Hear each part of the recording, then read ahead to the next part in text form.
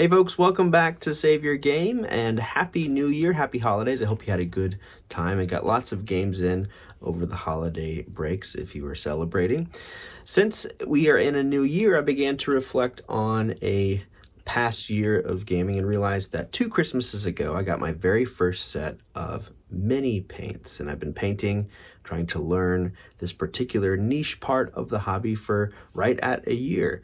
So I thought I'd take a moment, do a little bit of a different kind of video and show you what I've learned and what I've painted, what I'm proud of, what I need to still work on, and encourage you to take up your brushes and begin to paint minis. It was something that I would see for a long time in different posts online of people and their games that their painted minis just look so good, and I really wanted to try it, and I finally just dove right in and tried it. I knew it wouldn't be great from the get-go, but it's been an incredibly rewarding part of the hobby, and I'm so glad that I did. So let's go down to the table and take a look at some of the things that I have painted in the past year. So here's the first mini I ever tried painting. This is a Dragonborn from the Elder Scrolls Call to Arms miniatures game, and I tried a Zenithal highlight on it, doing a base coat of black and a kind of angled spray of white. And as you can see in some of these first minis I painted, they really turned out a little speckled, especially the ones I'll show you in a second. But I was pretty pleased with it. You know, I took my time, but I was probably rushing a little bit. And I've actually stripped and painted this guy again, but it was a little tricky to complete because I messed up this build. This sprue was my first sprue I've ever tried to build from, and I used like some putty to kind of remake this leg. But as you can see, it's okay. You know, not the best, not the most detailed, but I was pleased with how it came out. So I moved on to Bard Sung, a game that I've really enjoyed but haven't finished because I have too many campaign games, like a lot of us. And this is another Zenithal primed highlight. And this is what I mentioned. You can kind of see some of the speckledness here, but I really began to see just how neat some of these speed paints can be with some of the shading that came from the spray. You can almost see this kind of comic booky looking feel to them, and I liked how the paint kind of got into the cracks here, and that's one of the good things about speed paints. As you can see, I tried to put some white eyes on here. I mean, they don't look necessarily amazing here, but from a distance at the table, some of these shading highlights look really cool. So after experimenting with a few different minis, I really wanted to try to make the base coats and the primes look a little better, so I began to dry brush. I watched a few videos on the slap chop method, and that's what I began to do with this figure here. And I really took my time, and honestly, this being the like 5th or 6th mini, maybe even earlier than that, I think it was maybe the ones I did right after those goblins, I thought this guy turned out really good. And this is just a black prime spray on, and then I began to dry brush gray and dry brush white, and really took my time and tried to make every element a little bit different. And I was honestly so surprised at how good this guy looked. Again, not perfect, it's not really what I'm going for, but if I had gone, you know, a few more months before painting something like this, I wouldn't have been surprised. And I just began to really get excited about painting and what it could do.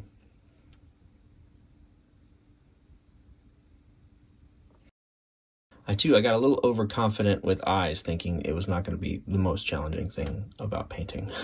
As you'll see in a moment. Here's a couple other heroes from Bard Sung, the Forge Warden, and Pathfinder. And this guy's face turned out a little muddy. It didn't look great. But again, I was just trying to learn how to really develop a steady hand and be really slow with some of the details, and turned out pretty good. I got some more minis from Call to Arms, and this is a couple of the troll enemies, and this really showed me how great the speed paints are once again. And I've dry brushed these and really just doing one coat of a bluer speed paint. Just got the results that you're seeing now, and they look really great, I think. Just did a couple highlights on the top of the head and did the claws and highlighted the bones on the bases. I forgot to paint this timber here, this log. But they're the trolls. Here's a couple Dark Brotherhood, and this is some examples of stuff that didn't turn out that great. Some of the perhaps weaknesses of just using speed paints. You can see that this gray kind of looks a little faded, almost looks incomplete. And this is a couple coats of a lighter speed paint, and it just didn't quite look as good as I wanted it to.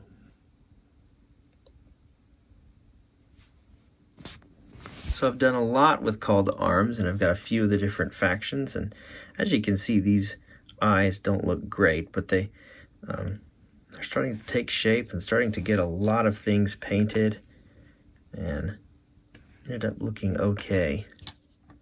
I love how this guy turned out. This is the Dragon Priest Mini. And the Spriggan Matron's pretty cool.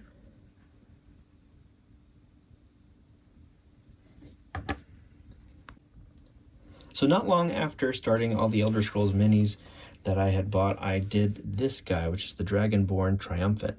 I purchased him after messing up that first Dragonborn, and this is still one of my favorite minis that I've painted. I think he turned out really, really good. Again, I just really tried to take my time, and that's the difference between some of these sloppier minis and ones like this. I remember taking more time on this guy than I did on a bunch of the other ones, and it's just really is a testament to really taking your time and trying out new things, trying to make every detail a little bit different color, even if you're not going to do a completely different color. And I still am proud of this mini. I think he looks awesome. And that's one interesting thing about something called speed paints. You think you can just kind of be a little careless and not take a good bit of time to do it, but what I've learned is, the more time you take, the better these things are going to look. And I still think this guy looks awesome. I've actually bought a couple contrast paints, or war paints, I guess is what they're called, because I began to get frustrated with the limitations of the speed paint when it came to darker areas. Like if I hadn't shaded or dry brushed the skin enough or the faces, I really began to see a lot of darker colors, and what I got with these war paint colors, especially these flesh colors, is way better looking skin. And I went back and touched this guy up and added a different color tone to him, and I think he turned out really cool.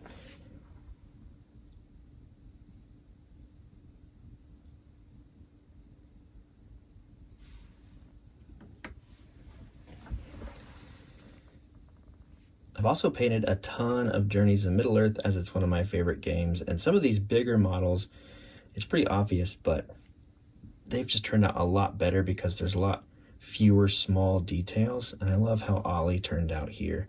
The Runic Gray is one of my favorite colors in the speed paint line, and I think he just looks so cool from a distance, and even closer up here you can see some of these details, but easier to paint obviously because they're bigger.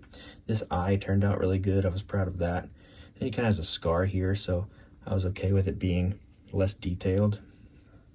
But I did a lot of Journeys in Middle-earth in the past year, and I really like how a lot of these turned out.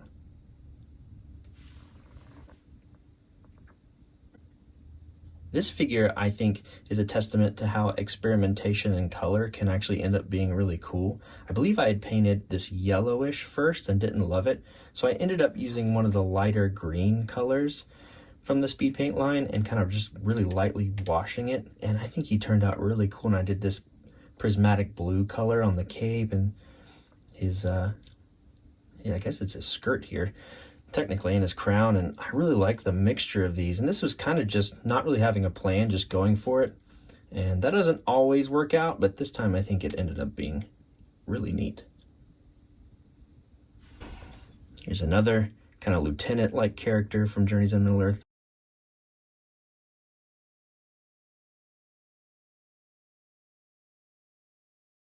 And I think he turned out really well. I love the kind of the blood splash I did on the sword here. Again, I love this Runic Gray color on fur.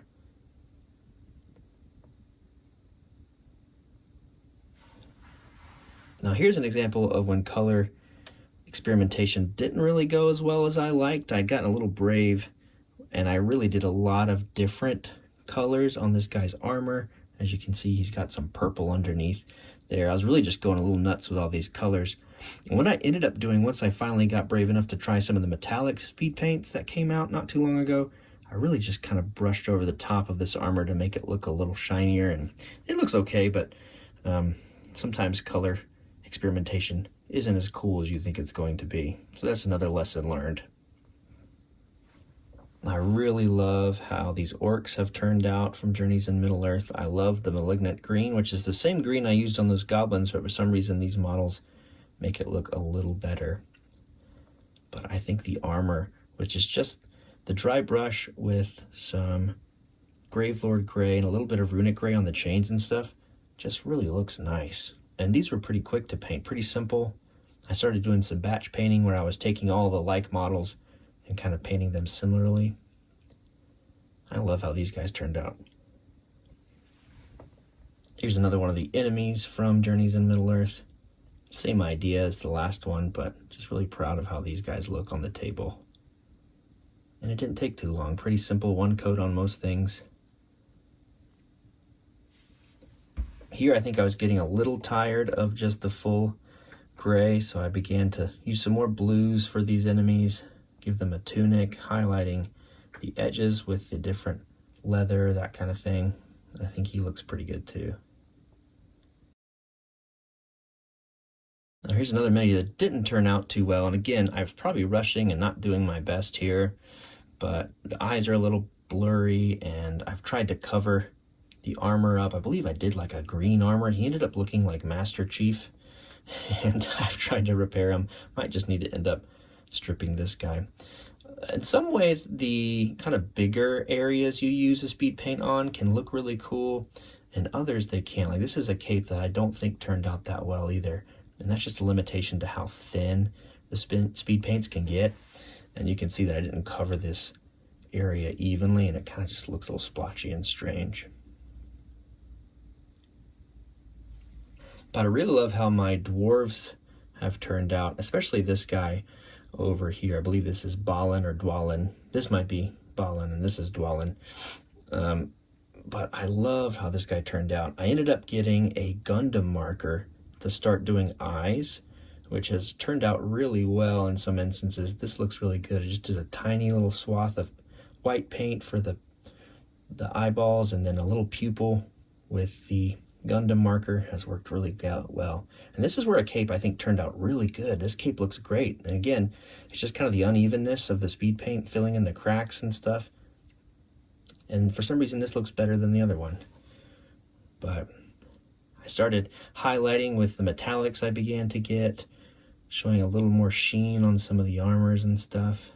I ended up using an acrylic white for the beard just to make it much more kind of cohesive. And he looks a little bit like Santa Claus, but I just kind of love how he turned out. Here's another Journeys in Middle-earth character that I think's really good. This is what most of my skin was looking like before I got some of that war paint. And in this instance, I think it looked pretty good, but I began to tire of seeing these darker areas and everything. You can see it kind of down here. And really wanted to try skin with a different type of paint. So that's when I went out and I did get this Barbarian Flesh. I got Peachy Flesh as a speed paint, and it didn't come across as well as I'd like to, so I went out and got a thicker war paint, not one of the speed paints, and I just can't believe how much better some of these flesh areas look when you use it. These are a couple Barbarians from Elder Scrolls that I've been painting, and these models just look so good from a distance, and especially up close they look a little better than some of the speed paint stuff does. But I'm just so pleased to try other types of paint and to have more options. So here is another big bad guy I painted from Journeys in Middle-earth. And one thing you can do if you're not so sure you are ready to take on just painting with your own paints, with your own color schemes and that kind of thing, is follow guides. There's a ton of guides out there. I use Sarastro's guide for this guy. He's a popular YouTuber and mini painter, and I think he looks pretty cool. I did some like different shadings and stuff for the wings, and there's like little specks of ash that float up Looks really neat. Now, I was, again, pretty limited just by the paints that I have. This roster has a lot more paints than I do, but with what I had, I was pretty pleased with everything. I specifically like this kind of gradient effect on the sword. I think it looks really cool. So there's the Balrog. Okay, so there you have it. A ton of the minis I've painted in the last year. Some look really good, some look really bad, and there's a whole lot of in between, to be honest. And I have a bunch more that I've painted that look good and doesn't look good. But I didn't necessarily want to show off what I'd done because, as I said, I think I've got a long way to go. But I just wanted to encourage you, if you've ever been interested in mini painting, just do it, because it's a good bit easier now to get in than I believe ever before with something like speed paints. And if you have hesitation, just go for it. I had hesitation for a really long time and was really concerned about messing up the minis that I had spent all this money on. And to be fair, you probably are going to do that. There's a couple minis that I'm just really frustrated with how they look. But there are way more minis that I think actually look way better than I anticipated them looking. And playing with painted minis is just so rewarding when you get out your games and you're able to see all your hard work out on the table with your friends. So that's just a quick overview and encouragement of the last year of painting. I've got a long ways to go. I understand that. I know that. But I'm going to keep trying, keep learning. There's a lot more techniques. There's a lot more types of paint to play with. But if you are interested, I say go for it. We'll see you next time on Save Your Game.